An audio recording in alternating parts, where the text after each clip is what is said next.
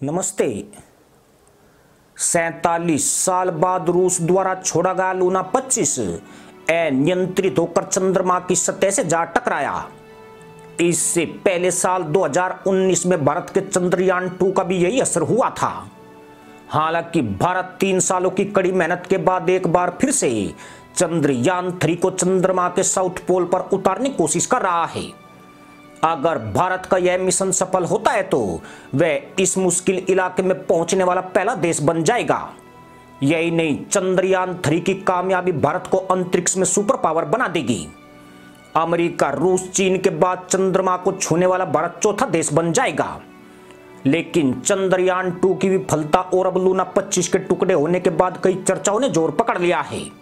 दावा किया जा रहा है कि चंद्रमा के साउथ पोल में एलियंस की मौजूदगी हो सकती है, जो धरती से जाने वाले मिशनों को सतह पर आने से पहले नष्ट कर रहे हैं।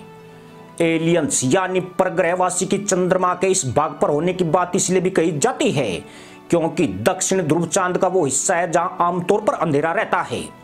खास बात यह है कि वैज्ञानिकों के पास इस हिस्से की सटीक जानकारी नहीं है। आज तक वैज्ञानिक यही पता नहीं लगा पाए हैं कि दक्षिणी ध्रुव की जमीन दिखती कैसे है।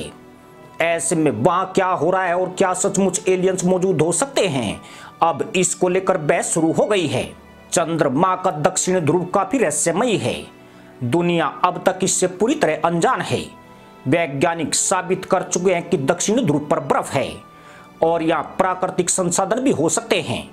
यही नहीं, चंद्रमा की सतह पर बने गड्ढों में पानी होने की बात भी कही जा रही है। अगर यहाँ पानी है तो एलियंस भी जरूर हो सकते हैं। वे छोटे जीवों के रूप में हो सकते हैं और हमारी जैसी कोई सभ्यता भी चंद्रमा पर हो सकती है।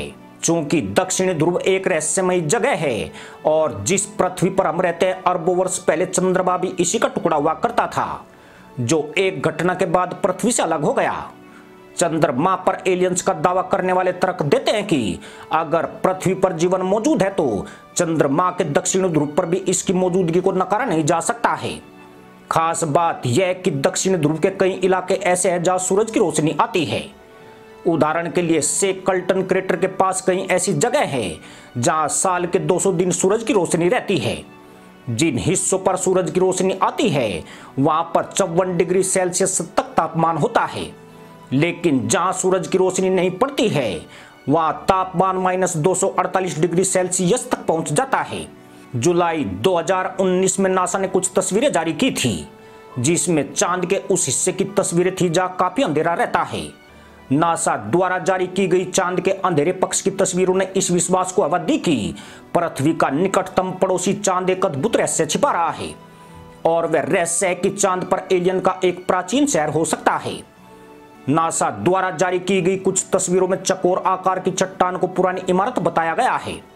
उनके अनुसार इन संरचनाओं को लाखों साल पहले ही छोड़ दिया गया था, इसलिए अब माना जाने लगा है कि जिस हिस्से में पृथ्वी से भेजे गए यान ध्वस्त हो रहे हैं वहां एलियंस अपनी उपस्थिति छिपाने के लिए उन्हें नष्ट कर देते हैं।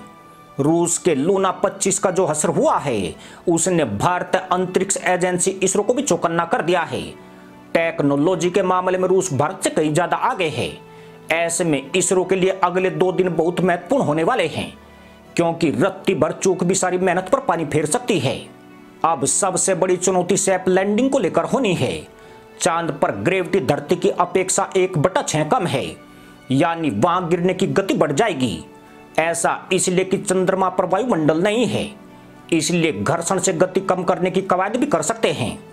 जब विक्रम लैंडर 35 किलोमीटर की ऊंचाई से चांद की सतह पर उतरना शुरू करेगा तब उसके नीचे लगे 5 इंजनों को ऑन किया जाएगा। जो इंजन अभी तक विक्रम लैंडर को आगे बढ़ाने का काम कर रहे थे, अब वही इंजन विपरीत दिशा में दबाव बनाकर विक्रम की गति को कम करके 2 मीटर प्रति सेकंड पर ले आएंगे।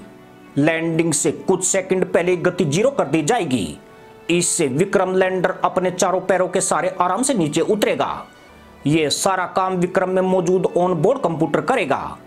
उसमें लगे सेंसर सही और गलत जगह की तलाश करेंगे, फिर विक्रम की लैंडिंग की जाएगी। लेकिन अगर सचमुच चंद्रमा पर एलियंस है तो फिर क्या होगा? क्योंकि लूना 25 के ध्वस्त होने के बाद एलियन की चर्चा अब कहीं ज्यादा जोर पकड़ गई है। इसी के साथ अनुमति दोस्तों, जय जवान, जय किसान, जय हिंद, वंदे मातरम।